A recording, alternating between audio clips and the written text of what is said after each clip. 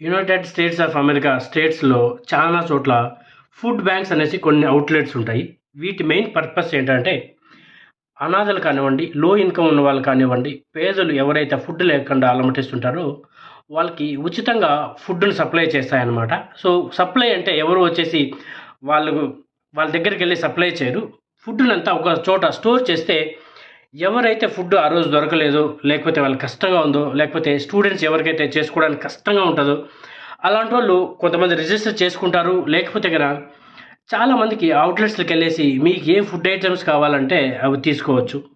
మన ఇండియాలో ఎలా అయితే బ్యాంక్‌కెళ్ళి డబ్బులు తీసుకుంటామో, యూఎస్‌లో ఫుడ్ బ్యాంక్స్ నుంచి మనము ఈ ఫుడ్‌నైతే ఫ్రీగా తీసుకోవచ్చనమాట.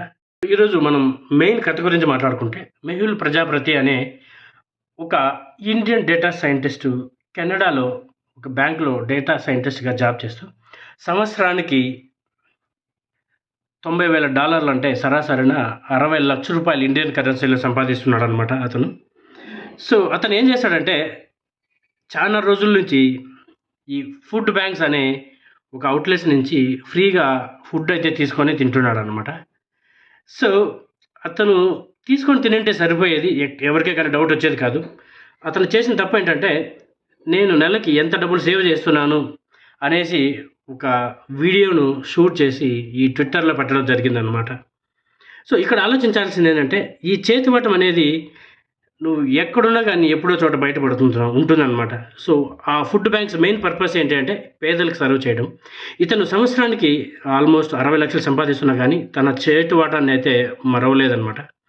సో, ఇలా చేయడం వల్ల అక్కడేమైందంటే, ఆ వీడియో కాస్త వైరల్ అయ్యి అతను ఆ బ్యాంక్ నుంచి అయితే ఇమ్మీడియేట్‌గా టర్మినేట్ అయితే చేయడం జరిగిందనమాట. సో, ఇక్కడేంటంటే ఫుడ్ బ్యాంక్స్ యొక్క మెయిన్ పర్పస్ అనేది సర్వ్ కాలేదనమాట. ఒకవేళ అతను లో ఇన్‌కమ్‌గా ఉండి, ఆర్ఫన్‌గా ఉండి, ఒకవేళ ఆ ఫుడ్‌ని యుటిలైజ్ చేసినా గానీ బాగుండేది.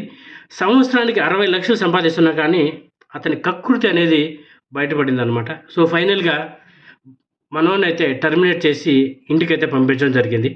సో, ఎక్కడైనా గానీ నేను చాలా చోట్ల ఫుడ్ స్లోగన్స్ చూసుంటాను. ఏమంటే, మీకు ఎంత ఫుడ్ కావాలో అంత తీసుకోండి. తీసుకున్న తర్వాత తీసుకున్న మొత్తాన్ని తినండి. వేస్ట్ చేయొద్దండని. సో, అలాగైతే ఇక్కడ మనోడు కకృతితో బయటపడి తన జీవితాన్నయితే పోగొట్టుకున్నాడు.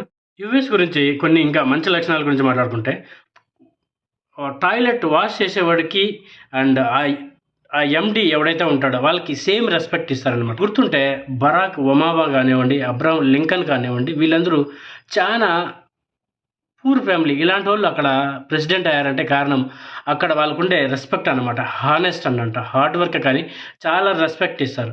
మన ఇండియాలో బరాక్ ఒబామా గానీ, అబ్రహం లింకన్ ఉంటే గానీ వాడిని ఎన్ని సంవత్సరాలైనా గానీ ఒక ప్రైమ్ మినిస్టర్ అయ్యేవాళ్ళు కాదు. లేకపోతే కొన్న చీఫ్ మినిస్టర్ గానీ, ఒక ఎమ్మెల్యే కూడా అయ్యేవాళ్ళు కాదనమాట. సో, అలా అంటే చాలా స్ట్రిక్ట్ రూల్స్ ఉంటాయి యూఎస్‌లో. మన ఇండియాలో అలాంటి రూల్స్ ఇంకా రాలేదు కానీ.